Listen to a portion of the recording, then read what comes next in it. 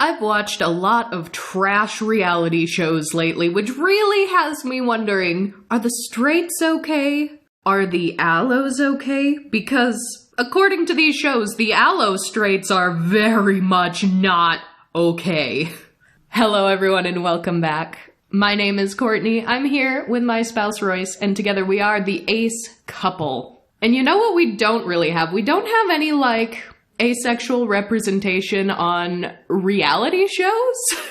I mean, to be fair, there's hardly any even, gay representation on reality shows, save for, RuPaul's Drag Race. But, dating shows, there isn't as much. One of the shows we're going to talk about today had, a couple of gay couples thrown in. But for the most part, it is just straight, allosexual, normally, I presume, conventionally attractive. Oftentimes, yeah. Wasn't there an episode or two where there was a big, bi controversy? Oh, the bi controversy. A guy coming out as bi was, threatening to destroy the budding relationship. No, well, that was a weird one. And we'll get to that. I think that one was Love is Blind. That sounds right. I think that was Love is Blind. Sometimes in my head, there are certain elements of Love is Blind and Married at First Sight that overlap a little bit for me, and that's in, the honeymoon phase, where some of those scenes are very, very similar, regardless of which reality show they came from. So it honestly could be one or the other, because it's been a while ago since I've seen that one. But, oh man, it's messy. It is messy. It is muddy. They are issues that usually I cannot relate to at all in any capacity. And to clarify, oftentimes when Courtney is working on something, you need something in the background. And so sometimes you just say out loud, I need to find some trash to put on. I need to find some trash to put on because I don't want to watch something that I really love and I'm really engaged in. Because if it's something really quality and right up my alley, I want to just sit and enjoy it for what it is on its own. But then these reality shows, if I just need some trash to put on, there are enough interesting moments that have me going, huh? What now? Pardon me? He said what? And it's just interesting enough to keep my attention, but there's so much fluff and so much filler that it would be excruciating for me to actually just sit down and try to watch a whole episode beginning to end without any other distractions going on. So I think we're going to talk about 5 different shows today. Some of them are only going to have a couple of minutes because there wasn't that much to them. I just thought there were a couple of interesting things to touch on. And that one being The Circle. So I'd heard a lot about The Circle before I ever watched it. I had people recommend it to me oh, this is actually a really good show. And I saw exactly 1 season of it, and I think that's all I need out of it. I don't think I want to watch it again. But it isn't even a dating show. It isn't even a hot, sexy singles kind of a show either, like some of these other ones are. Isn't it a popularity contest, though? It is. It's a popularity contest where nobody can see anyone else. You're only communicating basically via, text messages to each other. And the rules of the show are you can either just be yourself and be genuine, or you can play a character. So you can go in and be hey, I'm not playing myself. I'm actually modeling a character based off of my best friend, or I'm going to pretend to be someone else. And so there's people gender swapping their character they're playing as and things like that. But I could not believe, knowing that is one of 2 ways to play, that you could basically intentionally go in saying, I am a catfish. I am not being me. I'm specifically being someone else. And everyone knows that's an option. I was baffled by how many people just choose to flirt with each other as a tactic. Because that wouldn't work on me even if I knew everyone was being themselves, and even if I was single and looking for a relationship. I'd be we're on a reality show right now. Nothing you say matters. I am not going to take anything you're saying seriously. But I swear, in the 1 season that I saw, I was just floored. First of all, there were a couple of straight people who were flirting, who were playing themselves. And the whole time they're like, oh, I hope he's real. Oh, I hope she's who she says she is. And if you get like voted out, you get a choice to go and see one person. You can decide one person to visit and see what their deal is before you go to see if they were real or not. And so there were people who are like, oh, I got voted out. And it's like, I really want to know if they were real. It's like, okay, but then what? Like, this isn't a dating show. It's so wild. But in the one I saw, I kid you not, and this was actually hilarious to me. There was a lesbian woman pretending to be a straight guy who ended up flirting with a gay guy who was pretending to be a straight woman. I was like, what are you doing? What are you doing? It was so silly. So just the way that played out, I thought was hilarious. But other than that, all the people who were actually real flirting with each other or hoping the other person was real flirting with them, it's like, why? What are you doing? I don't understand. So aside from like flirting to try to be popular as yourself or someone else with people who may or may not be real, there's also this whole wave of reality shows that are like, can you actually form an emotional bond with someone if you can't see them? If you aren't sexually attracted to them? Could you possibly love them? And it's like this whole big question, like, could it be possible every time? And it's like, I don't want to hear anyone ever again say that demisexuality is not a thing when there are all of these Allo shows being like, can you even do that? Is it possible to form an emotional bond without being sexually attracted to them? The immediate comment I had when you started finding some of these shows that was frustrating because trash as these shows are, it could have been an interesting social experiment, but the casting is 100% conventionally attractive people. Yes.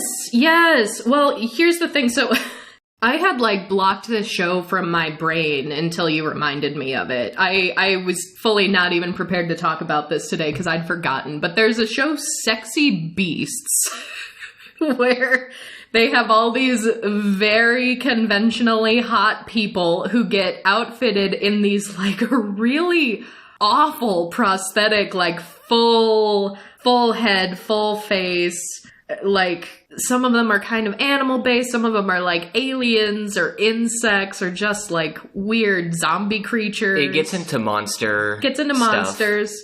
And they just like have them go on dates with people. Like that's it. Like you go on a date with 3 people and then you eliminate one. But after you eliminate the first one, then they take off all their monster gear and come out in like a really sexy outfit and like do a twirl for everyone. And then everyone's like, oh man, they're really sexy, but I hope one of these other 2 is gonna be my type. And then you go on a date with the other 2, and then you eliminate one, and then you get to see them, and you're like, oh no, that guy's also sexy, huh? But I picked this other person, and we'll see. And then they do a big reveal where they see each other at the same time, but then it's so awkward because they'll like see each other under this decorated like bridge, very pretty, and it's like, do we exchange phone numbers now? Like, that's the end of the episode. You never see these people again because the next episode is a new batch of people. So there are, like, no stakes to this whatsoever. So it also, in addition to just being an absurd premise, it's boring. It is hopelessly boring. Because we don't even know if they're going to decide to start, like, dating or actually form a relationship now.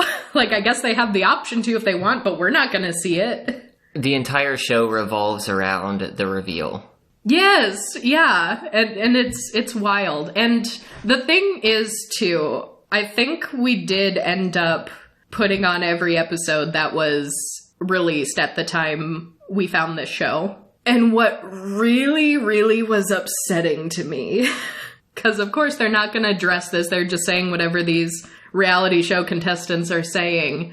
I think basically the only times that someone was like, did a reveal, like they eliminated someone, they did the reveal, and they're like, they're not really my type, so that's probably for the best, was like, if it was a person of color who was not of the same race of the person picking. And that was like 100% of the time, the only instance. And it's like, they're all conventionally attractive people. I don't personally see conventionally attractive people and be like, oh, they're hot, they're sexy. But I've like trained myself over time to identify what other people identify. You understand the social rules? I understand the rules.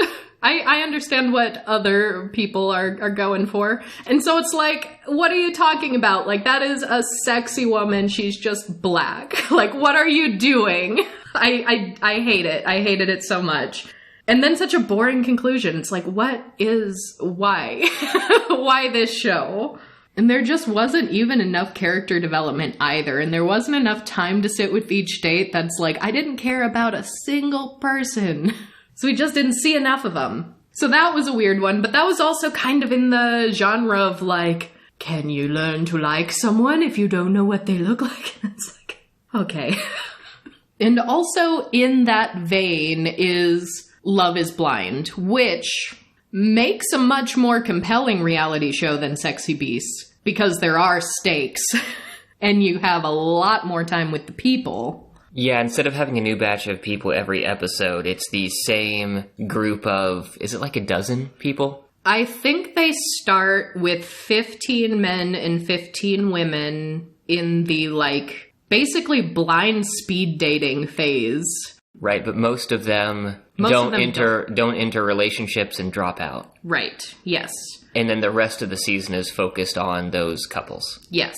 And that one is interesting because I think it's an exploitative show. I think the show is unethical for a couple of reasons.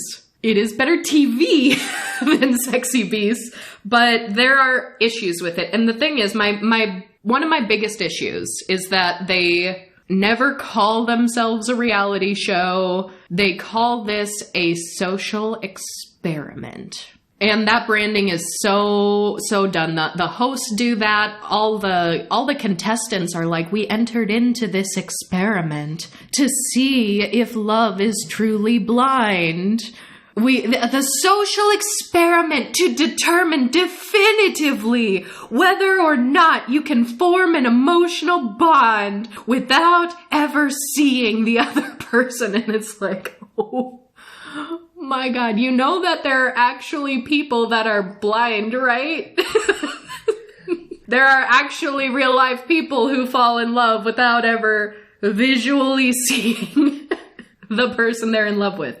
And again, like, don't you dare come for demisexuality if you're watching this show being like, is love blind? Can that be a thing? So the fact that they set this up as a grand experiment, social experiment, it's like, no, it's not. It's a reality show. You have producers. You casted these people. Like, we have to drop this experiment. But the original premise, if they weren't forcing them 100% of time toward marriage, and if it wasn't a reality show with producers and casting directors and presumably some contestants that maybe don't care that much about the quote experiment, but just want to be on TV or think, hey, this sounds like a fun thing to do.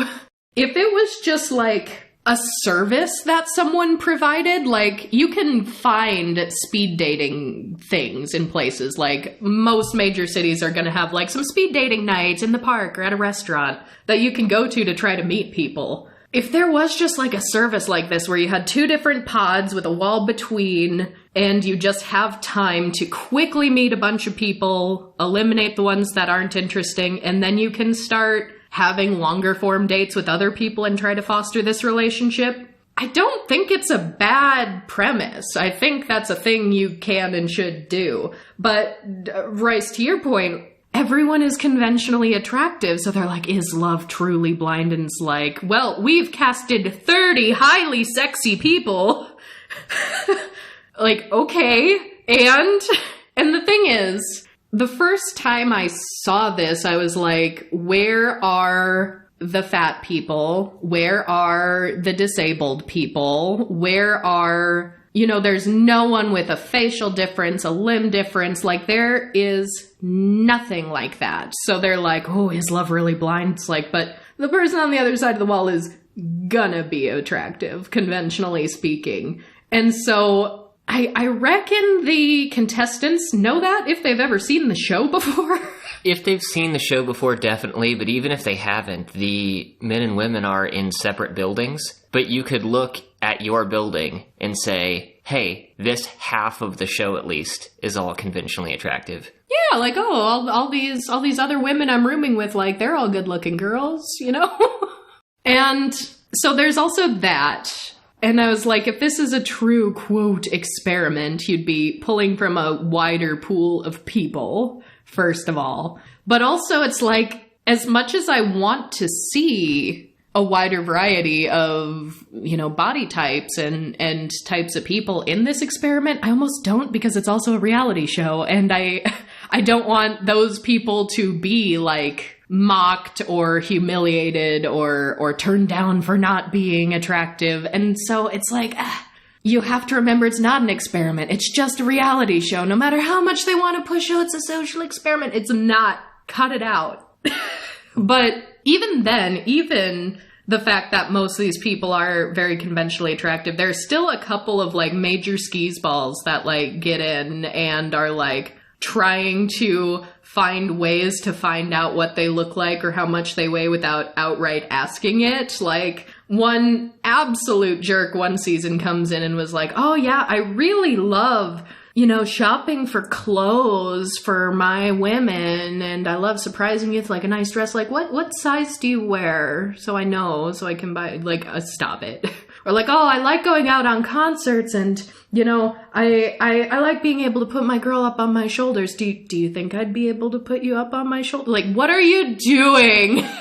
Like, that should have also right then and there been, like, producers are like, you're out. Like, you clearly are not here for the soul of the experiment. Like, get out. But they don't do that. Although a lot of times, from the couple of instances I heard, someone was being, like, overtly racist, and the other people just walked out of the room. Oh, that did happen once. I don't think that guy ever got partnered up at all, but it definitely showed him in a couple of, like, quick dates with, like, black women who were like, excuse me. Yeah, I think there were two that I saw when I was in and out between episodes, and it was like, this person gets 2 minutes of screen time, and then they're gone. Yeah! And the thing is, too, for as much as they're like, this is about love, this is about your emotional connection that you created sight unseen, but they're also just adding all of this needless drama because all these people are dating each other in their pods until they start coupling up. So everybody knows everybody, and some people start saying, I kind of like these two people, or I have a few different options here. But you have all the women living together, you have all the men living together.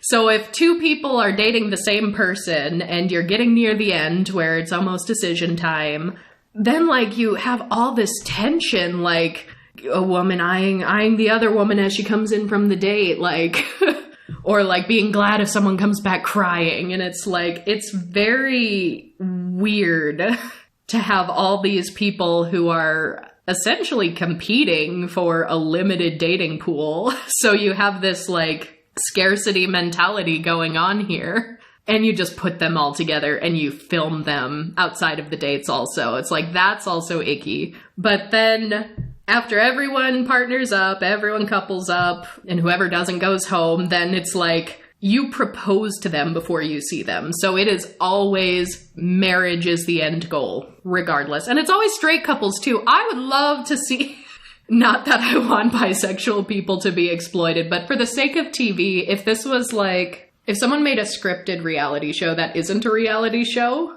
you know what I mean? Yeah. I would love to see, like, a bisexual Love is Blind. We just have 30 bisexuals who all date everybody and see what happens.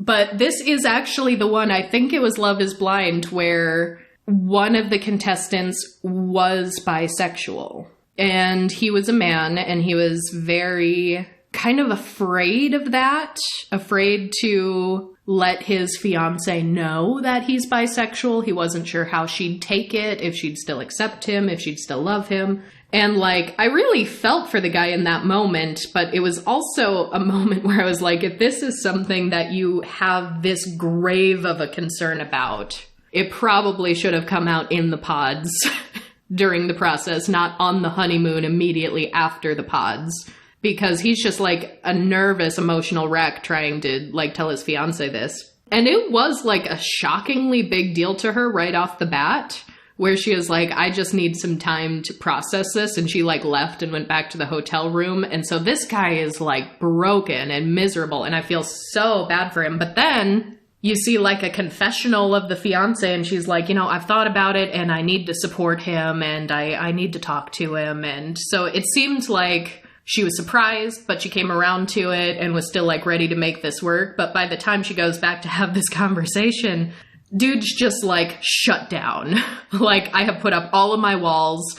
He was very short. He was not willing to be like emotionally vulnerable again. And like everything crumbled from there. And I was like, whoa, wow. So that was a pretty memorable scene from that. But here's also the thing that is so icky to me. Both Love is Blind and Married at First Sight do this. They immediately send these couples on a honeymoon. And I think it's like always in Mexico. Maybe even both shows. It might be the same resort. I don't know. This is just the resort for reality show couples, I guess. They send them away. And then the hosts are like, ooh, they developed an emotional connection in the pods, but now's their time to develop a physical connection. And despite all of these people being very conventionally attractive, there are still a few people here and there who, as soon as they see their fiance they just got engaged to, they're like, oh, not really my type. And then just also sort of just shut down emotionally. And then that entire relationship is doomed. And it's like, I can't fathom that. Like, granted, I don't have the sexual attraction at all, period, to anyone, never have, but if you love this person so much in the moment that you're like, yes, let's get married, why is that not something you can work on? Like, why do you just decide this isn't gonna work, or you sabotage the relationship by just being a brat? I don't know. It's very weird. But then I just don't like the very voyeuristic, because we're watching these couples journey and, having a physical connection is also very important. So it's like so voyeuristic where everyone's watching like the first night when they get in bed together. It's like, are they gonna have sex? Are they gonna do it? And then sometimes you have the cameras still in the room while they're still clothed, but they'll like be starting to get a little frisky, like implying like, oh, we're about to have sex now. And it's like, I guess when they're ready to actually fully take their clothes off, they're like, okay, cameras, go away. But sometimes you don't see that before they go to bed. So then you'll get like these couple cam like selfie like vlogs where they'll just be holding up their phone and they're like under the covers in bed, their heads popping out and they're like, guess what we did last night? And it's like, oh my gosh, I really don't care. And it makes me wonder, the allosexual viewers of this, if you're an allosexual listening to this podcast right now, hello, welcome. We love that you're here, despite the fact that we're making fun of your kind. Your kind. If you're allosexual listening to this and you watch any of these shows, please tell me if you're actually into this or if this is also just as ridiculous to you. Like, are you sitting on the edge of your seat being like, are they gonna have sex? Are they gonna do it? Is that an enjoyable part of these shows for you? I have to know. I have to know. But then sometimes they don't have sex right away. And sometimes one of the two people in the relationship doesn't like that. They're like, oh, my fiance hasn't even touched me yet. And that's the crossover with Married at First Sight that is very weird to me, because Married at First Sight, the premise is you have full-on matchmakers, but not in what is like most commonly still matchmaking that happens today, where you sort of get paired up, but you get to actually meet the other person. And oftentimes you still get to make the decision as to whether or not you want to go forward with the relationship. This is more like, we're just going to pop you in a wedding dress and put you down the aisle, and there will be someone at the other end of it that you're going to. Good luck. And that's also interesting because that's another one where everyone has this like very magical moment, like, oh, I'm married and oh, my husband's so attractive and all these things. And everyone's just like up on cloud nine. They're feeling good. It almost occurred to me that this is like essentially the only way to have like a true modern like fairy tale feeling. Because so many of the old fairy tales and like Disney princesses and things, it's like they get married before you actually know them. But there's still, you know, all this happiness, celebration that happens. And I know a lot of, you know, little girls especially, I think, grow up wanting that. And Disney started getting more self-aware. I think ever since Frozen, they only make like self-aware Disney princess movies where it's like, I don't even know you. So, like, they're trying to change that, and I think over time that will help, but people our age and older still grew up with the very, like, fairy tale, love at first sight. That's it. That's your person. So it's almost like this is kind of the only way to have that fairy tale if you want that. If you're someone who wants that, I'm almost like, you know what, good on you. Go for it. Why not? Except for the fact that it's a reality show. Because... oh, there's just so many people who can pull strings who might be trying to infuse drama into the relationship for the sake of TV. And there might be people doing this with ill intentions who think the show itself is more compelling than a legally binding marriage. And that's what they always say in Married at First Sight, like, they are legally married. This is a real legal marriage. And it's like, why you gotta do the real legal marriage? Why can't you do just like a little phony baloney marriage for the sake of the show? And then after the show, they can get like married for realsies if they want. But I guess that wouldn't have the stakes in the drama.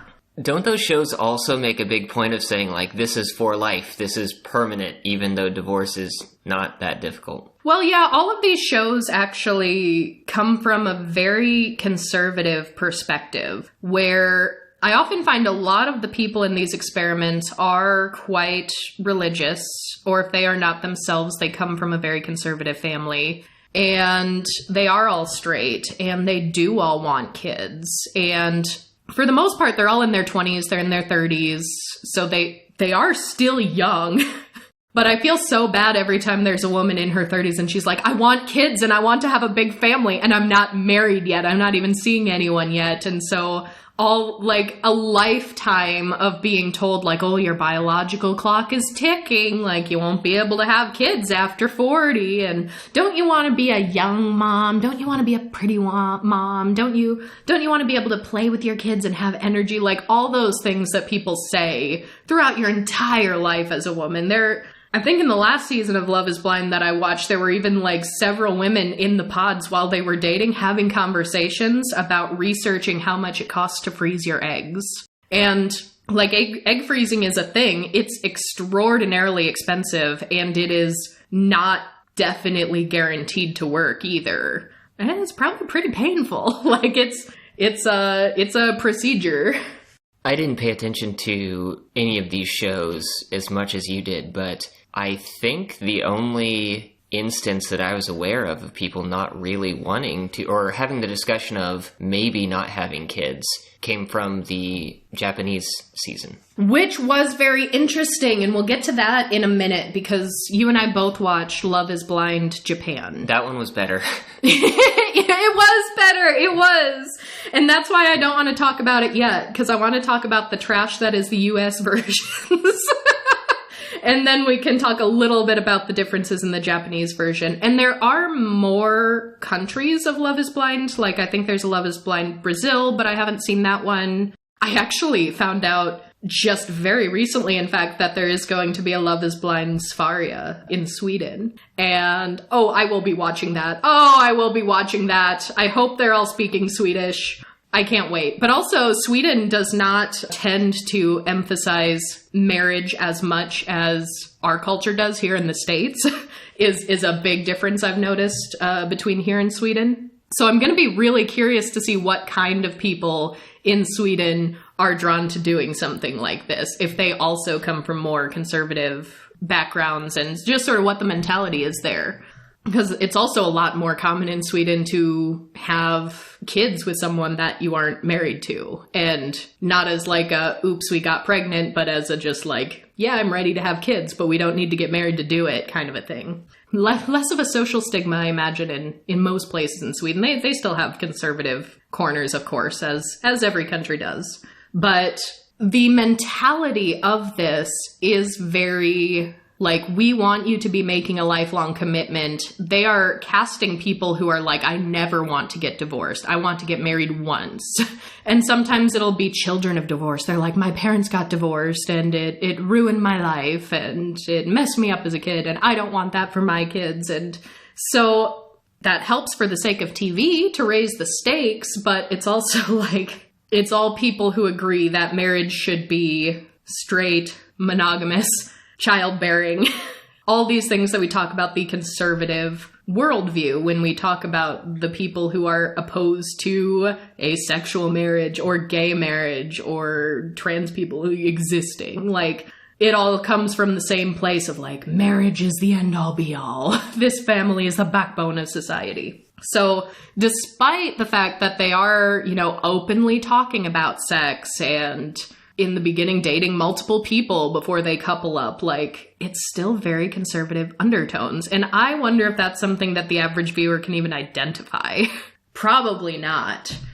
But the Married at First Sight one, I'm like, all right, if you want to have your big fantasy fairy tale, like, my prince has come to whisk me off my feet. I've never seen him before, but it is love at first sight, and now we're going to live happily ever after. It's like, all right. Statistically, it probably won't work, but if it does, that's going to be a really good story for you. So have that, I suppose. But then when they send them on the honeymoon, you have these hosts, and these hosts are also like, there's a sex coach, there's like a relationship expert, there's like a pastor who does marriage counseling, and they're the ones who are deciding who to couple up with everyone and whatnot.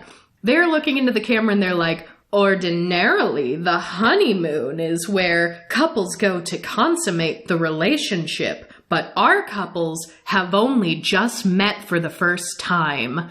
So what are they gonna do? Normally, people wait to develop a little bit of an emotional connection before engaging in sexual activity, but they are on a honeymoon, they are at a tropical resort, they are legally married, and they are adults, so if they want to do it, they have every right to do it. It's like, what are you doing?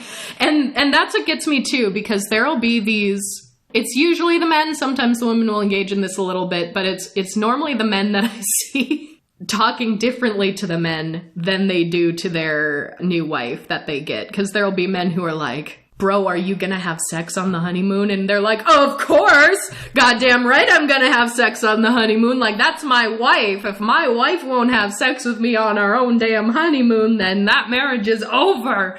And then they'll get in the hotel room, and then the wife will be like, you know what, maybe let's just cuddle tonight. You know, let's take a little time to get to know each other. And he's like, yeah, okay, I can respect that. And it's like, wow.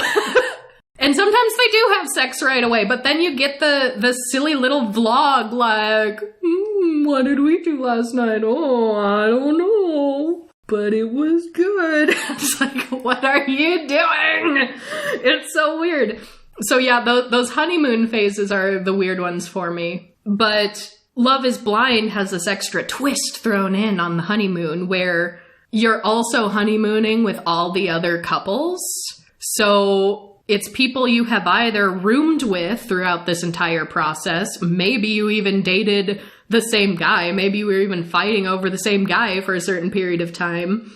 But then you're also seeing all these other people you spoke to in the pod. So if there was a situation where you were getting to know two different people and got really close to two of them, but you only married one or you only got engaged to one, And now you're seeing the other one for the first time. And they're putting them all together in swimsuits at a frickin' pool party. All these very conventionally attractive people. So you have these, hot girls in bikinis with their new engagement rings on their finger. And when it was just them the day before, they're like, this is the best thing ever. This is wonderful. But then you get them all together at a party and they're like, that other guy that I was talking to is pretty sexy. And then you'll have these couples like flirting with other people now. And then you'll have people getting horribly jealous. You'll have people being like, we're engaged. You can't be talking to them like this. And it's just a mess. And it's so unnecessary. You don't need to do that. You could send them on separate vacations. You can not have these group parties where they're all getting together.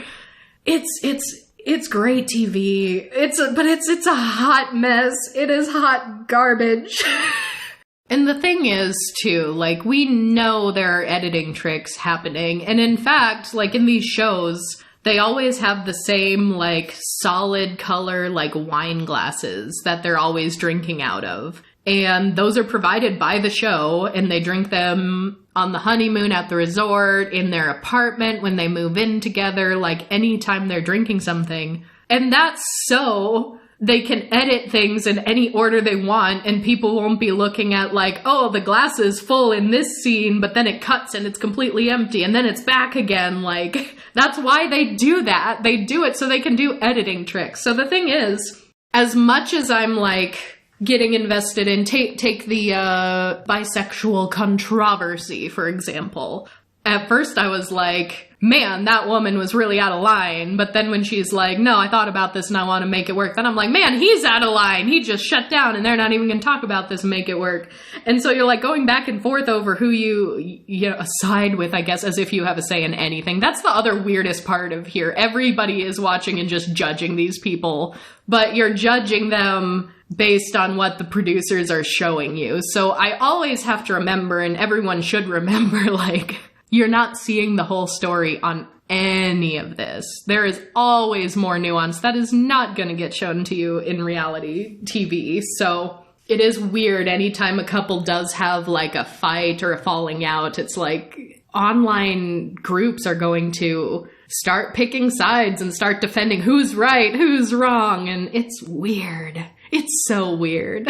And yeah, I mean, basically Married at First Sight. They are married on the first day, don't know a single thing about the other person. Love is Blind, they get engaged, but they have had many conversations and many dates with this person. They do their somewhat similar honeymoon, but then they sort of move them into an apartment that's just sort of provided for them. It's furnished. It's sort of a blank slate. It's neither of their places. They can both just move in temporarily. And then my favorite thing is when they start taking each other to their actual houses or their actual apartments and where they live. I don't know why I love that so much, but I really do. It's like, okay, let's go see, my wife's apartment, and let's go see my husband's place. Where does he live? And then you see these couples who are now together also just, like, severely judging each other for the places where they live. Where they live or the state of the place? Mostly the state of the place, yeah. Which is interesting because everyone's going to have their own personal preference. Sometimes it's like, oh, this person's kind of messy and that's going to be a problem for me. But sometimes it's like, oh, I opened up his closet and it was filled to the brim with 50 pairs of shoes that all have their own separate, display boxes. And it's like, where's my stuff going to go if he has 50 shoes? And it's like, I don't know. I just think there's something so weird about seeing someone's place where they live for the first time after you've already resolved to merge lives. Like, to me, that's so much weirder than not seeing them. It's just like, because you're gonna come in with a different set of expectations when it's like, I am now gonna live with this person. I have never seen the place where they live. It's just so weird, and I kind of like it. I kind of like that one. Because then they also at least start having conversations about where are we actually going to live after this is done. Because apparently they don't get to keep the apartments that they put them in. Because they need to decide, are we moving into his place? Are we moving into her place? Are we going to get a third? new place together. So they start having those discussions. And those are at least discussions that I find interesting to see how other couples approach it. Because anybody who's going to choose to cohabitate with each other is going to have to figure out how to do that at a certain point. So that at least seems like a real relationship issue, as opposed to, oh, let's throw all these people, some of whom recently got their heart broken by someone who's now engaged to someone else. Let's just put them all together in a party with bikinis and see what happens. And alcohol, lots of alcohol. Incredibly strange. And so Married at First Sight, they do kind of have a decision day, which is weird because they're like, marriage is final. It's a lifelong commitment. But then after a period of time, they do have a decision day where it's like, do you want to stay married or do you want to get a divorce? And that's weird because if you are already married and you're deciding to either get a divorce or stay together, like, it doesn't have to come down to a very specific day. There's no reason to have it be that day except for the sake of drama for the show. So that's interesting. And Love is Blind has the marriage day because you're engaged and you're getting married on this day, which is only it's only a few week process. I think it goes fast. In fact, the season of Married at First Sight that I saw was really interesting. And the reason why I decided to watch that one was because it was the one that happened right as COVID-19 broke out in the States. So they ended up not only being in the middle of this experiment with a brand new person they've never met being married, but they had to quarantine together. And it ended up being a much longer season because they had to shut down production for a while. And so we saw a lot more vlogs of what they were doing, and they couldn't go out and do the things they normally would. So I was like, wow, what a test of a brand spanking new marriage to a stranger, and now you're quarantined with them. I know established relationships that couldn't handle the quarantine. So I thought that was fascinating to watch personally. And yeah, the thing is, then Love is Blind gets to the wedding day. And some couples do break up before this point. Some get so, upset and over it with the other person that they're just like, no, I'm done, I'm out. And then they essentially leave the show. But other people are encouraged to wait until the wedding day to make a decision at the altar. So there are people getting in a tux, getting in a wedding dress, walking down the aisle, venue and everything, family and friends, bridesmaids, groomsmen. And then you have this officiant up front who's like, you decided to get married sight unseen. Now it's time for you to prove if love is really blind. And they have the officiant say that every time. It's wild. And sometimes someone right there at the altar just says no. And it's such a gag. In those instances, too, don't they normally have the person who's about to say no after the other person says yes?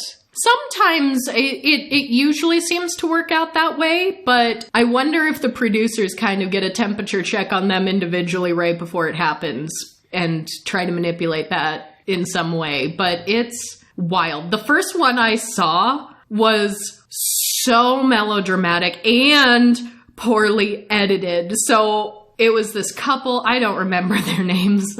I am so bad at names on reality shows that have big casts like this. I really am the worst. And not only that, but I watched it a while ago. But I just remember this woman who says yes, and then her fiance says no. And she just goes running. She starts crying and she goes running out of the room. She goes running through the venue. People in the halls are looking, they're like, what's going on? And then she runs all the way out the door and she's running across a grass lawn of this venue, and she falls and trips in the grass and gets her dress all muddy, and then she gets up crying and continues running and runs across the street. And I was like, girl, where are you running to? Where are you going? And then they showed a scene of the two of them having a conversation where she walks in and they privately have this conversation, and there's no mud on her dress. There is no mud on her dress. So I'm like, they filmed her running away after they had this conversation. Was that her decision and she asked to do that? Or did the producers just say, you ran out of there really dramatically. Let's crank that up to 11. It was so messy. I was cackling though. And I kind of felt bad because I was like, this very melodramatic scene where you had to know that this was a possibility. And even if you are genuinely devastated, like, I want to feel bad for you, but here you just take off running. And then I see the next scene, you don't have mud on your dress. What are you doing? What are you doing? Now, is this the same show that concludes with, like, a reunion where the entire cast gets on stage? Oh, Love is Blind and Married at First Sight both have reunions, and they are great. They're terrible. They're so bad. Oh my gosh. It is a drama, mama. Wow. Oh my gosh. I live for it. Actually, this last season of Love is Blind that I just watched was maybe the messiest one I've seen yet. Oh, it was so messy, because there was I'm not attracted to him, I'm gonna break up with him, but then there was like, but that other guy who got attracted to my best friend when they got engaged, he's kind of attractive, maybe I'll make a move on him. And then a guy ended up calling someone he turned down after the honeymoon. And, like, must have asked producers, like, oh, I chose wrong. Like, several people said that this season, I chose wrong. So they went back and tried to get the other person they turned down. And I was like, what are you doing? This is so messy.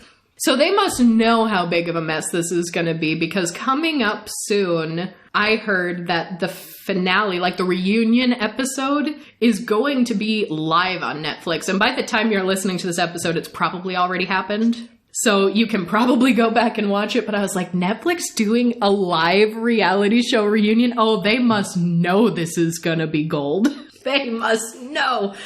And there have been a couple like that. There have been a couple where there have clearly been like a villain of the season. And it was interesting because there was one season where normally if someone says no, you feel really bad for the other person. But there was one guy who was just a jerk. And you saw in the pods that he was a jerk. Like, I think he was one of the people trying to, like, ask women their weight while in the pods. He got engaged. I actually do remember her name. Her name was Deepti. And she ended up saying no at the altar, but it was such a good for her moment because she was like, I choose myself. She's like, you have disrespected me. And this guy, like, his mom, even when they were meeting the family during this process, like, his mom even told him off, like, you better respect that girl. Like, she does not deserve this. I was like, oh, whoa. Mom knows her son. And then, like, yeah, the season after, there was another girl who also tried to do a similar thing, like, you have disrespected me, and I say no. But people were a lot more torn on that one, because everyone's like, oh, she wanted to have a Deepti moment. She thought everyone was going to be on her side, like they were with the girl from last season. But this poor guy just, like, started crying, and he was like, I don't think, I didn't mean to hurt her, I didn't think I did anything, and then everyone's like, whoa, was he being gaslit this whole time, what's going on? And, like, it was wild, because at the reunion for that, everyone universally hated the guy that Deepti said no to at the reunion. Everyone was like, oh, this guy, this fucking guy. But in the next season, the cast was so torn, like, most of the men were on the guy's side and most of the women were on the woman's side. And they were like, she told us what you were like. We know what you said to her. And, you know, like, being friends and to her and trying to defend her. But she actually brought up, she's like, oh, there was a time where you fat shamed me. You asked me why I was eating so much and blah, blah, blah. And he's like, I have no idea what you're talking about. And she's like, I know exactly the day. And all these women were like, that's right. But then the producers at the end of that reunion pulled that clip that didn't make it into the original edit. And they were fighting over what actually happened here. And I was like, producers, oh my gosh. And I was like, are you just doing this to stir the pot, or are you doing this to defend the guy because you don't want people to think that he was actually being like horribly abusive like she was saying? And so it was just a mess. And the thing is, I thought, based on what the producers showed us, both of them did not handle things well at various points in the relationship. So best that they aren't married, probably, but the reunion is such a mess. I love it so much. Sitting here eating popcorn being like, ah! In fact, the reunion episodes are the only ones that I will actually sit down and watch without, like, working in the background. Because the actual episodes, there's so much fluff and filler and, like, conversations between the couples that do not interest me whatsoever. But the reunion, it is like lightning speed, drama, drama, drama. Yeah, and then, in the Married at First Sight, last reunion they had was also a hot mess. Because one of the guys, like, shut down, wouldn't really engage with his wife, emotionally, physically, nothing, and he was just like a brick wall, and it was super weird, but then found out that he'd gotten the phone number of, like, one of her best friends at the wedding, who was, like, a bridesmaid, and had been, like, texting her and, like, forming a relationship with her. And we didn't find this out until the end, so they, like, actually brought out, like, a different friend who knew the whole story, who was like, here's what she was telling us. And I was like, ah! Whoa! And the thing is, for as entertaining as these reunion episodes are, it's so gross also, because these are actually real people who do have real emotions. And that sucks. I hate that. I hate that. So it's something else, really. But yeah, so other than the US Love is Blind episodes, we did watch Love is Blind Japan. And we actually watched that one together. And there were some notable differences. Yeah, I was in the room for most of that, whereas I generally wasn't for the other series. One, it was interesting to just see culturally how people in a different area of the world approach things and what they valued. Mm-hmm. Everyone was also generally less shitty than in the American ones. Yes! Oh my gosh. It was much more respectful. Like, every time someone would get engaged, they'd run back to a room full of cheering people who were happy for them. Yeah, which, you know, sometimes happened in the US version, but there'd be one or two people that would be, like, giving the side eye from the corner. But that one also did have a few people thrown in who would not culturally be considered conventionally attractive, because they did have one guy who was a lot older, for one. I don't remember how old, like, he wasn't elderly, but he was notably older than the rest of the contestants, maybe in his 50s. Yeah, that's true. That's what I was trying to think. If most of the cast was 20s and 30s, I think he was maybe 40, 50. Yeah. And so they did have a guy who was older, and they had, I think, two different guys who were cosmetologists who did hair and had, like, bleach blonde hair or like a funky color in their hair, which was actually kind of an issue for a little bit for a couple of the women. They're like, he has blonde hair, my parents are not gonna like him. So yeah, there were a couple of, I guess, I don't know, a lightly more diverse cast in like that sense. I mean, you still didn't really have anybody with disabilities. You didn't have, you know, anything that was super outside of the norm. But they did have ones that it's like, there were more than one person who was bringing up the, like, I think someone even said, like, oh, it could be a deal breaker if he has, like, if he dyes his hair or something. Which is something that, like, culturally I can't quite relate to, because there just isn't as much of a stigma there. But was tattoos maybe one? Did we have a guy with tattoos, I think? I think so. I think we had a guy with tattoos, at least one, which also does culturally have much more of a stigma in Japan than it does here. But yeah, when I say that show was so much more respectful, I mean that, like, I don't think there was a single couple that went to the altar just to say no. I think there was one couple who broke up on the wedding day. And I actually think it was the older guy and a younger girl. I think he went to her on the wedding day before the wedding happened, and they had a conversation about how, hey, I don't think this is going to work. It's best that we call the wedding off. And then they called the wedding off because they were like, we are not going to put on this wedding. I'm not going to humiliate this other person in front of me, in front of friends and family. We're also not going to make friends and family like gather to sit around this. Like, they didn't make a spectacle of it in the way the Americans do. So I did like that. I liked that one a lot more. And there were also, I'm not going to be able to remember the name of the village. It's been long enough now, but we were definitely like Googling things that they were saying and just learning more about different areas in Japan and different ideals. Cause they kept saying like, oh, he's a real stereotypical guy from this place. And we're like, what's a stereotypical guy from that place? Because I like to learn while I watch things, and I don't learn anything in Love is Blind or Married at First Sight US.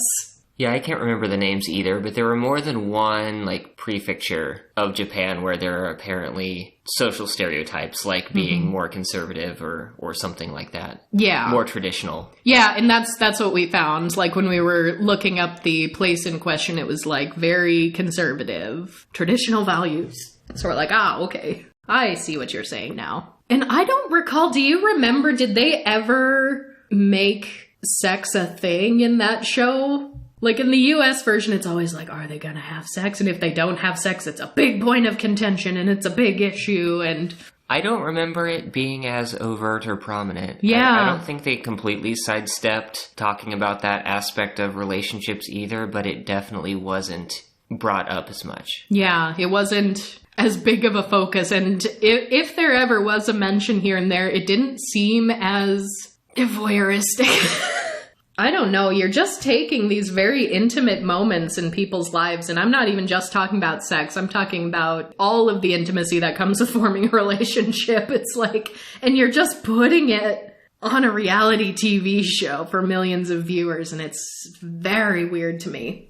So then we have, talking about sex being the focus, we have Too Hot to Handle. Oh... You watched the first episode with me. I saw part of the first episode because we were eating. Yeah, I ended up skipping. Then I left. I skipped through so much of this. I put it on in the background while I was working for a little bit. And then the last few episodes, I'm like, I am just skipping through large swaths of this to get the cliff notes because I can't anymore. It was so bad. First of all, the first episode was very funny because... you're getting all these conventionally sexy people together, but they also think they're on a different reality show, which I don't love the bait and switch, but they're like, ooh, we're on Wild Crazy Love or something like that. And so they show up in like their skimpiest, sexiest outfits. You've got guys with muscles, you've got super skinny girls with, you know, boobs and a butt, and, you know, everyone's just super polished, and you're getting all these confessionals, and they're like, I'm so glad I'm on Wild Crazy Love, and I don't even know if that's what they were calling it at that time, but it was something of the type. And they're like, ooh, I want to sample all the flavors. And they're like, I'm going to have sex with everyone here. I'll have one of everything, please. But they also weren't bisexual. They were all straight as far as I could tell, or as far as they were talking. So I was like, all right, they're coming on the show. They think they're going to have a lot of sex with everyone. And... then they're like, okay, time for your first challenge. And they show up and they have like Mario Lopez being the host just for this first episode. And they think Mario Lopez is the host of the show. So he shows up and he's like, okay, well, here's your first challenge. This car rolls up with a sunroof that opens, and this like... giant purple talking traffic cone like rises above this, and apparently they know what this means because I didn't. I'd never seen the show before, but they were like, no! They're like falling over on their knees being like, why God? They're like, we're not on Wild Love, we're on Too Hot to Handle. And then Mario Lopez was just like, all right, peace. He's just like kind of fighting to crack up, and he just leaves. And I thought that was very good. And then you never see him again. But this giant purple traffic cone, I guess she's not giant, she's not that big, but they call her Lana. She has a name, Lana. And she's like, you are on Too Hot to Handle. And she's like, we have chosen you all because you prefer casual sex and meaningless flings to intimate, emotional relationships. And everyone was like, that's true. And she's like, but now I'm going to take you on a resort and you have to follow my rules. No sex allowed. And then everyone's like, this is the worst thing in the entire world. Are you telling me I can't have sex with all of these people? And then you have some people who are like, oh no, I should have had sex before I left home. Otherwise, I didn't know that my vagina was going to be on lockdown. Bummer. Early on in this series, weren't you like giant purple traffic cone sex police ace icon? Ace icon! Well, listen. So I almost was about to love the premise of this, because I thought it was just going to be like, get a bunch of horn dogs together, thinking they're going to have sex on the first day, and then be like, psych, you can't. And that there's going to be this like, I don't know, person with a spray bottle or like a bat, like bonk, go to horny jail kind of a thing. Like, I almost thought this is going to be hilarious. It wasn't, but it was very weird. It was very weird. But yeah, this little traffic cone Lana like lights up purple when she talks to them. And so this was literally a soundbite. Someone said like, the devil literally wears purple. And I was like, yes, ace icon Lana. And that was like the beginning of episode 2 or something. So I was like, I can't wait to see how this turns out. But the thing is, I quickly disliked the premise of it for multiple reasons. First of all, the bait and switch is weird. You kind of have to do that for a show like this because they want people who don't want to, I guess, stay celibate for a couple of weeks.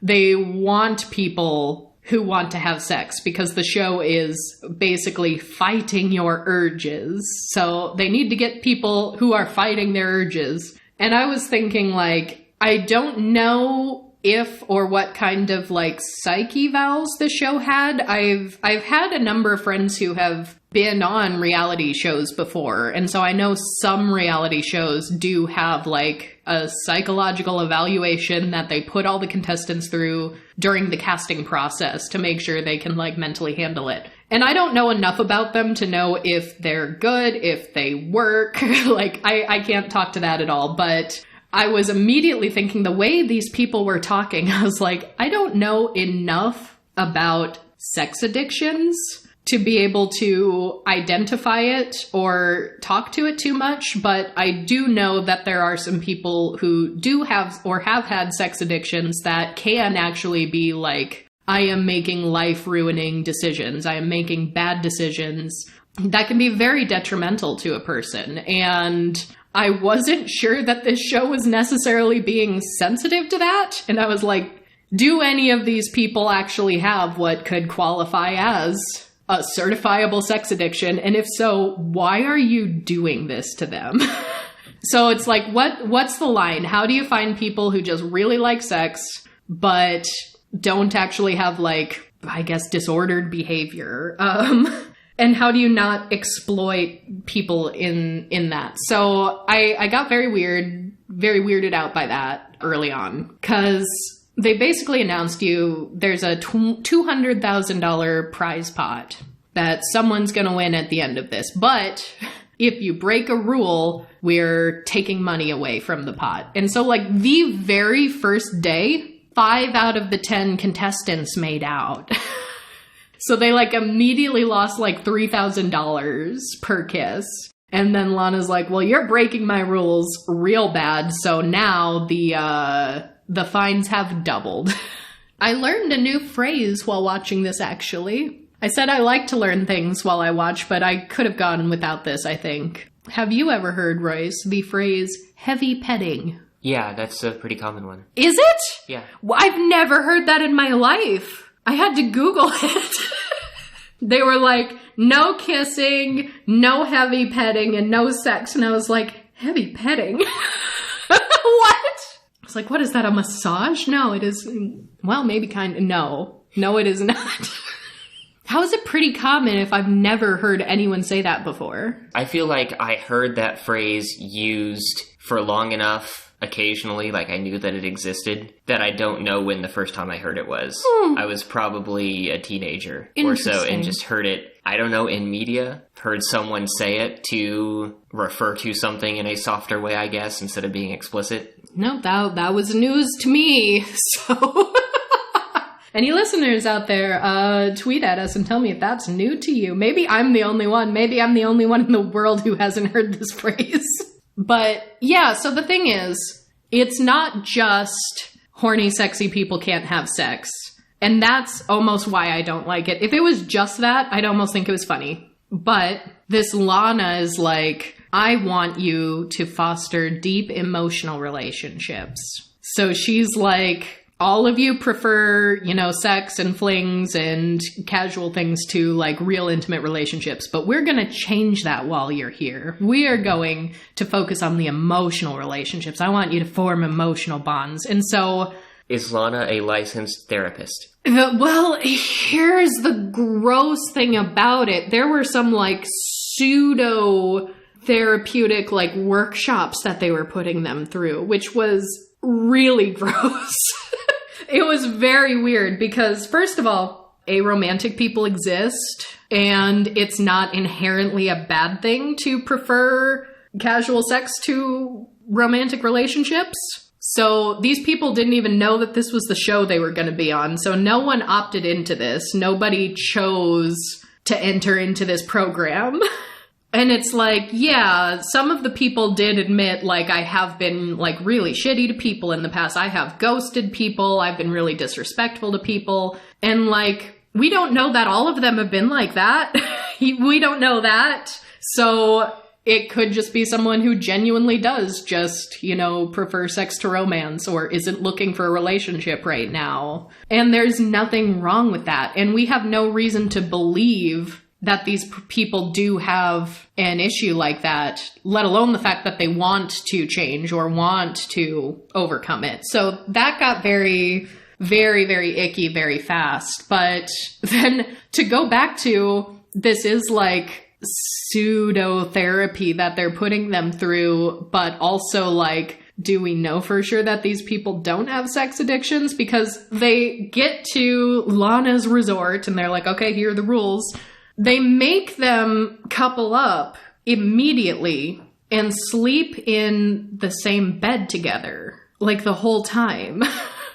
And the couple that broke like the most rules at first, right off the bat, she was like, you broke all these rules. So as a test, I'm putting you in the suite. And all these beds that they're all sharing are like in the same room together, but the people who broke the most rules and lost the most money from the pot. So of course everyone's like, you just kissed them and that cost us $6,000. Which is also like, I care so much more about the money than anything remotely sex related. I can't fathom what headspace you have to be in to essentially spend $6,000 on a kiss. My God. So she sends them to the suite and it's like, you get this solo suite for the night. There is a bathtub. There are rose petals on the bed. There is champagne and you're alone in your own suite. And so she's like, here's the test. You stay in the suite, but you don't have sex. No breaking the rules. And it's like, what are you doing? Like, what are you doing? Because if this is someone that you're saying has an issue that you want to fix, why are you torturing them like that? Like, either they do have a genuine issue and you are genuinely torturing them, or it's really not that bad and they're just playing it up for the camera and for the reality show. Like, whatever the case is, it's weird. And like, Yeah, that was the couple, like, they kissed a couple of times, and then they were like, there's technically no rule against showering together, right? And so they show us all this too. They show them like stepping into the shower, and we see them from like the shoulders up, and then they're like washing each other's backs, and then they broke a rule because she washed his penis. And I was like, you just met this person 2 days ago, and you're told don't have sex with them. And you're like, let's just get in the shower real quick. How about? And then they're like, to the suite with you. Like, what is this? What is this? I don't understand. But yeah, then the best student, the man who had not broken any rules, the one who was very serious, and his, like, I guess, girlfriend for the show, since they're kind of coupled up, is like, I really like physical affection and I want more physical affection from you. And he's like, we can't break any rules. And since he was like the star student, Lana dubbed him the sex cop. Like, I'm gonna give you a badge. You are the sex cop. It is your job to make sure that nobody breaks any rules tonight. And then this was the best part of the whole show, was nominating a sex cop, because then he's like going back and forth. He's like, oh, a couple just went into the bedroom alone. So he's walking in like, hey guys, what's going on? And then you get these confessionals and they're like, oh, that guy's totally cock blocking us. It's like, yes, he is the sex cop. That is his job. This might be the only cop that is not a bastard. Because I like him. I like him so much. Sex cop. So I kind of want to be the sex cop. Put a perfect purple traffic cone on my head and walk around with a squirt bottle and a baseball bat. So I thought that was hilarious, but even though he was the sex cop, he's being a sex cop for all these different people, so the people who decided to shower together just like snuck right by him, and he didn't even know. And yeah, then occasionally she'll be like, oh, you two are gonna go on a date. And sometimes it would be dates with people who weren't kind of dating each other. It's weird because it's not really a dating show, but it kind of is. And so they'd have like a dinner on a beach, but it would be kind of within extended view of where everyone was staying. So there would be some people just like crossed armed, just like staring at this date from across the beach. And it's like, this is so weird. It's very, very weird. And the number of rules that people broke, it's like, is it really that hard to not have sex? I really don't think it is.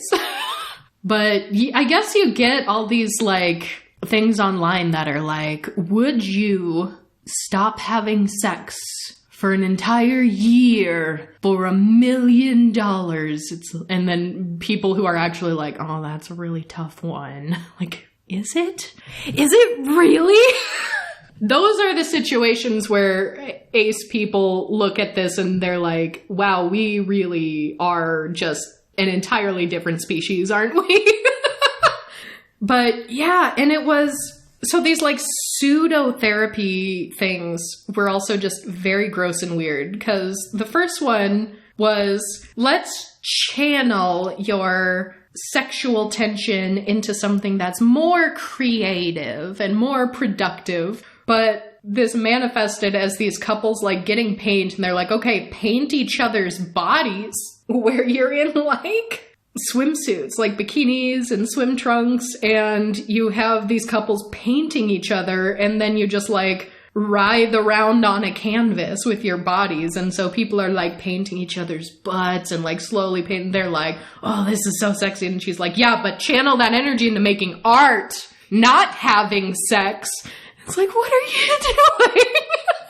You're intentionally riling them up. It's so weird. It's so weird. Like, this is not what therapy is. And these people didn't even consent to this to begin with. This is so strange. But then they'd start inserting, like, new couples. They'd be like, ooh, 2 new sexy people are arriving, and I let them pick who they want to go on a date with. So these people who are already coupled up, who are being told don't have sex with this person, but develop an emotional relationship with them, get yoinked out of their couple and have a date with this brand new sexy person. And it's like a test to see if they'll stay loyal to the other person that they've only known for a couple of days and didn't even want to date monogamously to begin with. And then Lana gives these new people a free kiss. So at the end of the date, they're like, Lana gave me a free kiss. We can just kiss right now and it won't cost us any money. And like, that's the test. But then it's like, what do these two new people do? Because now they're coming in and they're trying to find someone to couple up with now. And they did that like twice, just introducing new people. Very strange. And at a certain point, they gave them all like watches that could light up in different colors. And she's like, if I see you developing an emotional bond, I'll give you the green light and you may kiss. And it's like, that's also weird because now you have this purple talking traffic cone watching them on their dates, and as soon as she deems that they've developed an emotional bond, she's like, you may kiss now. It's so weird. But gosh, yeah, in some of these workshops, one of them was just like, oh, here's a punching bag, write a thing about yourself that you want to fight, something you don't like. And so that was like, fine. I didn't see too many issues with that. But then they had like a guys only and a girls only workshop session. And man, it was weird because they sat the guys down and they gave them these weird looking puppet things. And she's like, these are yoni. And that's the Punjabi word for vagina. And I was like, do you speak that language? and they're just weird looking things. Very, like, Muppety, like they had a face, very exaggerated features. And, like, I kid you not, one of the guys just started, like, humping his. And I was like, what is wrong with you? You're the worst kind of person. But then the workshop, the whole thing, she points to someone and she's like, where are you from? And he's like, oh, I'm from Texas. And she's like, wrong, you're from the yoni. You all come from yonis. And that was, like, supposed to teach them how to respect and worship the yoni. And okay, but then the women on their women's only workshop were taught that if you have sex with a guy who has guilt or grief or anger or any of these other emotions, that you absorb those emotions into your womb and it can stay there in your body for up to 50 years. And how you actually absorb the DNA of every man you've ever slept with and it becomes a part of your body. And therefore, you have to be selective about who you welcome into your sacred womb space. I did not expect to be here. This was a surprising development. It was a horrifying development. Yep. And all these women, it's like, I don't know if they actually believed that, because they're bringing in all these people to do these workshops and they're calling them experts in whatever field they're in. I don't know if these women actually legitimately all believed her, what she was saying, these things, or if they were just pretending to believe for the camera, because everyone's like, I did not know that. I didn't know that all that bad energy from all the negative people I've slept with stays in my body for 50 years. It's like, what a horrible thing to tell someone. What a horrible thing to tell someone. Particularly a lot of people who everyone knows have already had a lot of sex. Yes, exactly. A lot of sex. And this whole thing was like, you have to think about who you want to welcome into your sacred womb space. And like a couple of the women who had been coupled up with these guys for like, I don't know, 4 or 5 days at this point. It was under 10. I think it was only like a 10 episode season. So it was like, you've known this person a week. And so this woman's like, this workshop really made me realize that after developing an emotional relationship with this guy, I am ready to welcome him into my sacred womb space. It's like, you already had sex with him and that cost you like $13,000. This is like the progression of high school abstinence education. Like, this is the adult form. It was so weird. Yeah, so it was just... It was something else, let me tell you.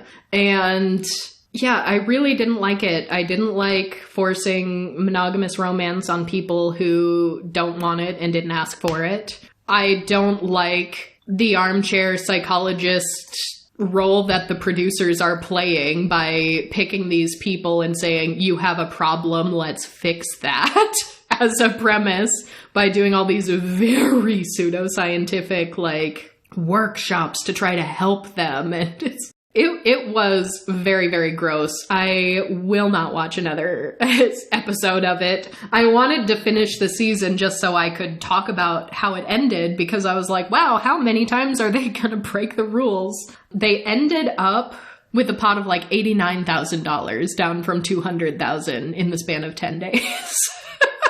And so that was quite something. I really can't fathom it. But then the way they picked the winner seemed so arbitrary too, because they didn't pick the person who followed the rules the best. They picked people for the final who made the most progress. So the people who were actually up for the money in the last episode, they picked two couples basically, were people who in the first couple episodes were breaking most of the rules, losing most of the money, but then by the end of it were like, I choose my partner instead of this new sexy person. And so it's like, if you've seen the show before and you were on it, the real strategy is actually be terrible right off the bat and then play by their rules at the end. And I don't know if anybody knew that, but eventually it was basically like Lana chose two couples, and then everybody who wasn't a part of those two couples got to vote on which got the money. So might have also potentially been a popularity contest, or which of those couples didn't tick you off as much and which one didn't cheat on you earlier on. Like, I don't know. It was so weird. But yeah, to win $89,000 split between two people when you started with $200,000, it's like, oh, that's so painful. That's so painful. And the thing is, too, coupling all these people up, they're from all over the world. This wasn't even just people in the US or in a single country. There were people from Hawaii, Michigan. I think there's a woman from Peru. There were Europeans, Australians. Like, they had people from all over the world. And it's like, are you hoping that they stay a couple after this? Even the couple that won the money, that won the $89,000, were like, man, I can't wait to get out of here so we can have sex. And it's like, oh my God. Like, it's a strange show. So let's talk about our final Weird Allo reality show, which has nothing to do with sex, but I still want to talk about it anyway, because it was still infuriating, but was maybe the most entertaining for me as the viewer that I am. And that is Marriage or Mortgage. There were only like 10 episodes of this. I don't even think it's getting renewed, but it should be called Emotional Manipulation and Late Stage Capitalism. Because, oh boy... The premise is there is a realtor and a wedding planner, and they are like fighting to see each individual couple that comes to them, whether or not they'll buy a house or whether or not they'll spend all their money on a lavish wedding. And those are the only two options. There can be only one.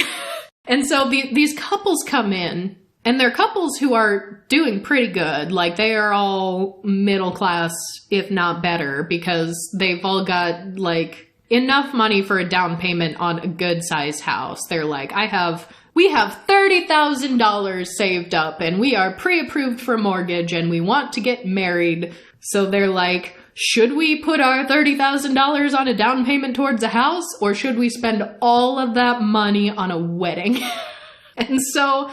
these hosts, this realtor and this wedding planner, take this couple around one at a time, showing them what they can do if they choose a house and what they can have if they choose a wedding. And I liked the searching aspect of it. Like, I'm not someone who likes shopping myself, but for big purchase decisions like this, I like watching other people shop. you like the home shopping aspect of it, the seeing the houses and planning and decorating and that sort of thing. Yeah, I did really like that. So I like seeing a couple shown like 3 different houses and saying, this is what we want. This is the family we're hoping for. Do they have pets? Do they not? And having this realtor say, okay, here are 3 options, and just hearing what they like about each, what they don't like, what gets them emotional. I do like that component of it. And even to a certain extent, even though I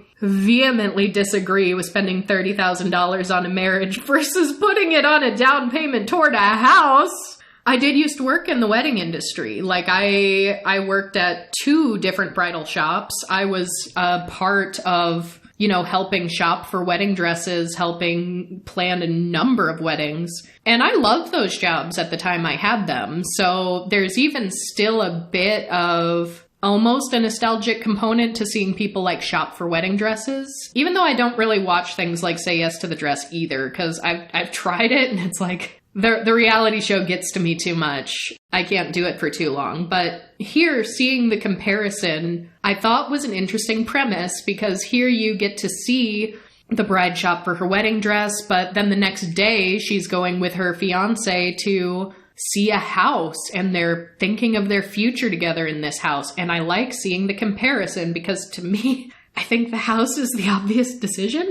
Like, if you can buy a house and you have tens of thousands of dollars saved up for a down payment, and the market is good, the rates are good, you found a house that is really good in the place where you want to live, that's long-term life planning. Like, once that money's gone, if you're spending all of it, if you've resolved to spend all that money on a single day, how long is it going to take you to build that back up to be able to put a down payment on a house, when home ownership is something you've expressed interest in? It's not for everyone, and certainly not everyone can afford it, but I should think especially people who can't afford to buy a house, seeing people make the decisions they made on here is really wild, because most people chose the wedding. Most of them did. I think there were only 2 people that at the time of the decision picked house. But the thing is, since they're fighting back and forth, this realtor and this wedding planner, they're like, nothing less than the dream. All your money's going to one or the other. We're not going to do a modest wedding and get you a smaller starter home. No. All or nothing. It's either the dream house or the dream wedding. So they're like learning about this couple, and they're learning about their traumas and their woes, and they're using that to sink their teeth into them for their frickin' sales pitches, and it's disgusting. As someone who did used to, work in a bridal shop, I am disgusted by the things that this wedding planner is doing. And even the realtor, for that matter, because, so for example, there was a woman whose dad had recently died, and the realtor found out, her dad really liked to cook. He had his own recipes for these things, and one of the things she wanted was like a big, nice kitchen so she could cook and recreate some of these recipes and stuff. But they also, they wanted to adopt children in the future. So they were like, we want a house that has a room so that, when we adopt, they'll have a nice place of their own. And so this realtor, stages every single house specifically only to suit these couples. She got her dad's recipes and framed them and put them in the kitchen. And she's like, imagine cooking your dead dad's recipes right here. And imagine cooking those recipes for the kids you're going to adopt. And then they go into this children's room that's set up like a kid's room with toys and a kid's bed. And on the wall, there are these really disgusting sayings about, I think they're disgusting. They're supposed to be emotional and happy. And it's like, loved, chosen, adopted. Those... We can't turn this episode into all of my thoughts about adoption. We can't. But it's gross that poster even exists, I think. Most adoption is done not in the best way. There are better ways. I think too many people that adopt kids have a bit of a savior complex. And I think that's evident in things like this. And maybe we'll do a future episode with more about that. I've spent a lot of time on adoptee TikTok, friends.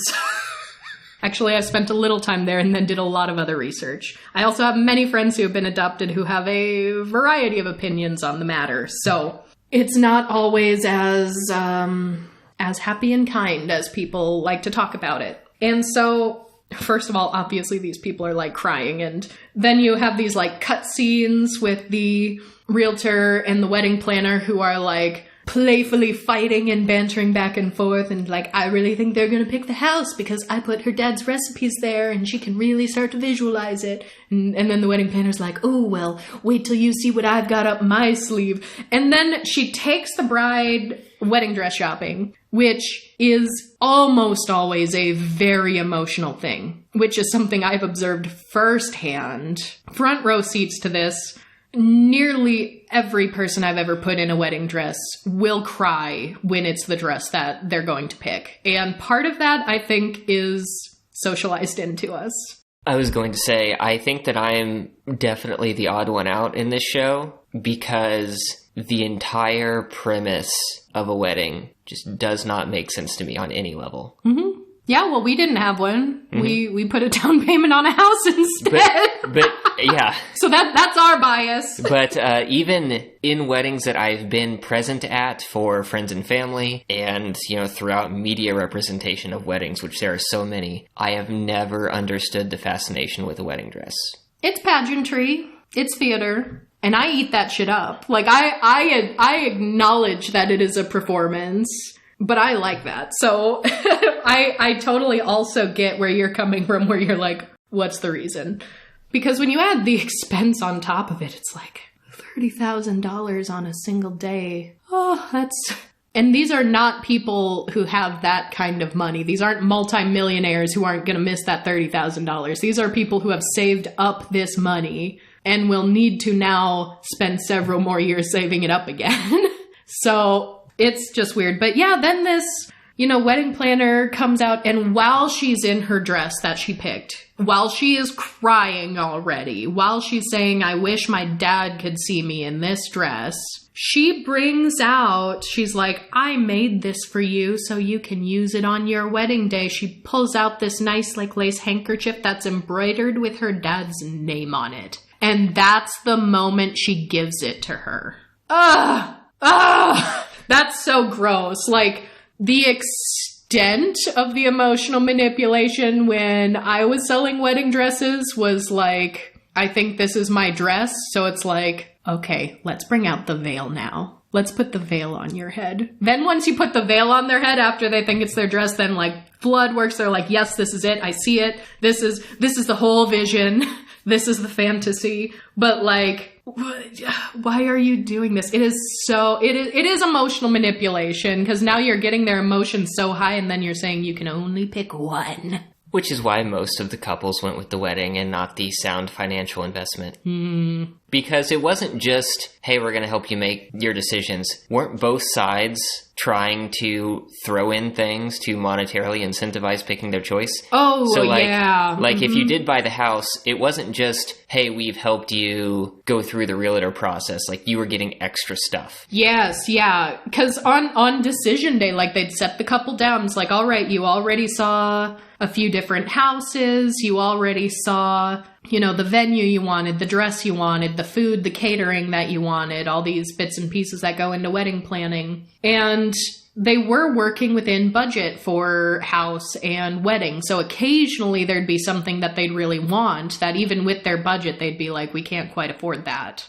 Or it would be like a house that was right at the end of their budget, but it didn't come with appliances, so they'd have to buy their own appliances. But it was already at the highest end of there, so they're like, we can't get the new appliances in this house. So it'd be things like that. So they're like making compromises and trying to make decisions and, tweak things here and there. But then they sit them down on the last day, and then the realtor's like, so I have good news for you. I talked to the homeowners and they're going to throw in an $8,000 credit for you to get all new appliances. And they're like, oh, that was the only thing that we couldn't have gotten that we wanted, that we needed.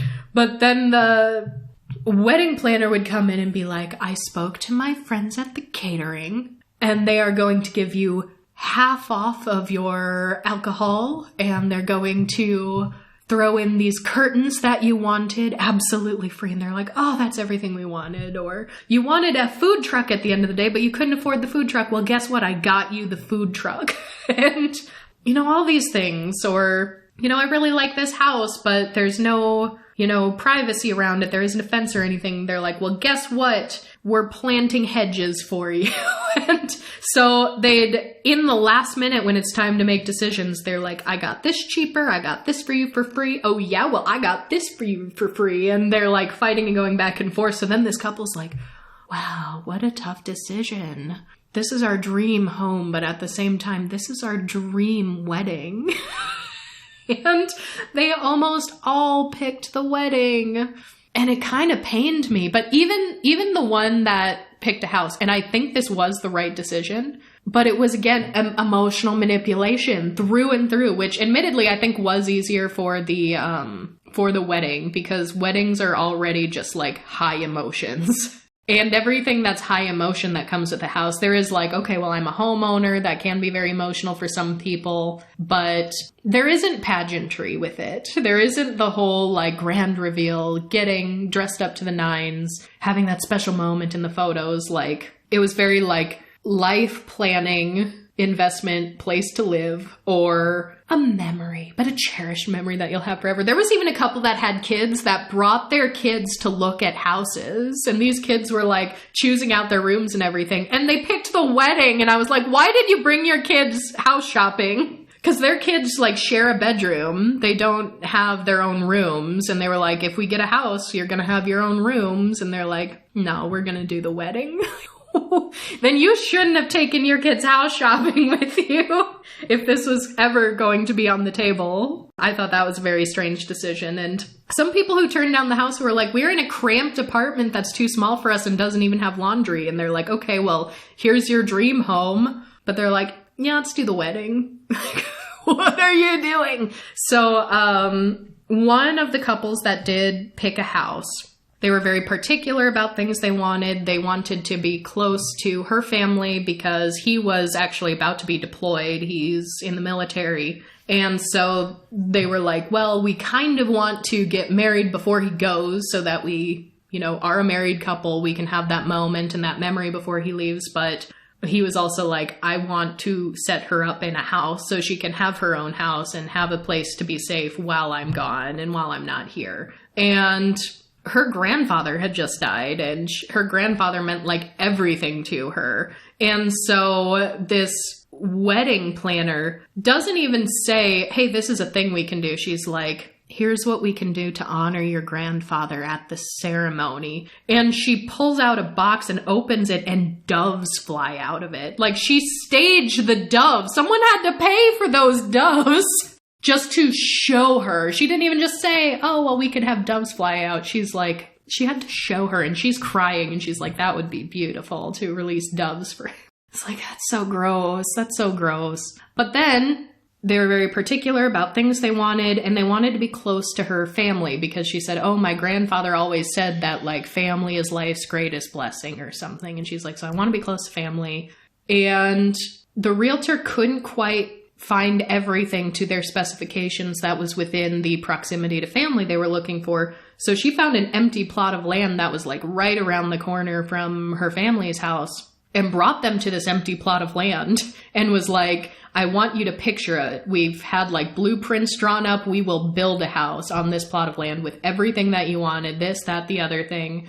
And she's like, I know you can't see the house. You can't, picture yourself in it, but we'll make it to your specifications. And then they were like, man, that would be really good. That is really close. We can get exactly what we want for all these things. And then she like pulls down, she had like a stone engraved that was sitting there on the plot of land. And she's like, just think of it. what did your grandfather always say as she bends down and like brushes some dirt off this rock, and this rock is engraved with family is life's greatest blessing. And so she starts sobbing.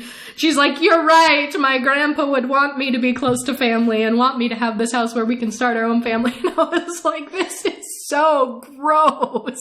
Oh, but they did end up picking that house, and it was beautiful and it was lovely, and I think it was the right decision, but I don't like the avenue to getting there. Because, like, yeah, some financial decisions are going to be emotional, but it's not ethical to exploit that. And when it comes to something like a wedding, like, there is a lot of expense to a wedding if you're going this big and this lavish. But here's the real kicker. Most of those people who picked wedding had to either scale back or postpone or completely change everything anyway, because this was right before the pandemic. So their wedding was scheduled during lockdowns, and so they had to do like small intimate ceremony with family instead. They're still in their too small apartment without laundry, but they had a nice intimate wedding that they liked just as much. And it's like, that was even more painful, because that just really, really drives home the like, okay, well, now you're staying home a lot more than you used to, and you don't have your own house to do it in. You're in a place that's not ideal, a place that's too small, a place that you had issues with that you wanted to move out of. A place that you had to leave your apartment to go do communal laundry. Yes, and then you didn't even get the wedding of your dreams anyway, because some of the things had to be changed so that you could get married at this time anyway. So that was the irony. It was really, it's pretty weird how that all worked out. I bet everyone who picked house was really happy with their decisions by that point.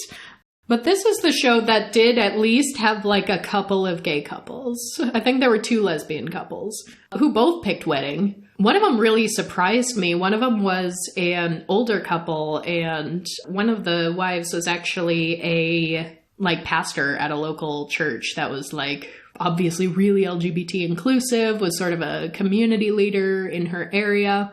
And they were currently living in a house that was one of the pair's like house from a previous relationship. So there was like bad blood and memories there and everything. And they found a beautiful home for them that had everything that they could have wanted. And I thought for sure, especially at, and I mean, maybe this is silly to think, but I thought especially at their age, I think one of them had already been married before, if I remember right. They were at least in like a cohabitating relationship, if not outright married. But I know most of the older couples I know that have already been married before tend to forego the wedding thing later, at least the ones that I know. Or they majorly scale it back or keep it small, but they were like, no, we want this wedding to be big. We want this to be a symbol of gay love. We want all of our like queer community to come and be able to celebrate with us. And so I was